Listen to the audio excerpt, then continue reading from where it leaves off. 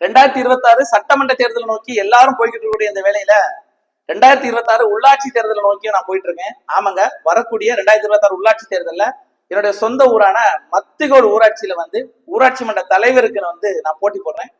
கடந்த 15 ஆண்டு காலமா களத்துல பல்வேறு இயக்கத்தின் மூலமாகவும் அறக்கட்டளை மூலமாகவும் மக்கள் பணி செஞ்சுட்டு இருந்தேன். சமூக ஆர்வலரா நான் அடையாளப்படுத்தப்பட்டேன். ஆனா முதல் முதிரையா மக்கள் வாக்குகளை பெற்று மக்கள் பிரதிநிதி ஆக வேண்டும் என்ற ஒரு எண்ணத்துல ஏன்னா அதிகாரம் கையில இருந்தாதான் இந்த மக்களுக்காக நம்ம எதையும் செய்ய முடியும்.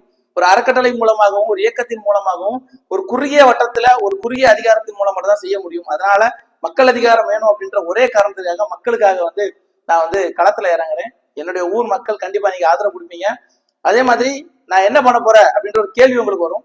நிறைய வாக்குறுதிகள் வச்சிருக்கேன், நிறைய திட்டங்கள் வச்சிருக்கேன். தொடர்ந்து பல்வேறு விஷயங்களை களத்துல நான் செயல்பட்டு இருக்கேன். கிராம சபை கூட்டங்கள் எல்லாம் தொடர்ந்து என்னுடைய குரல் ஒழிச்சுக்கிட்டே இருக்கு.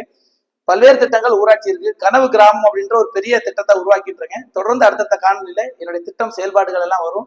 தொடர்ந்து என்னை ஃபாலோ பண்ணுங்க, ஆதரவு கொடுங்க. படிச்ச பிள்ளைக்கு உங்களுடைய வாக்குகளை போடுங்க.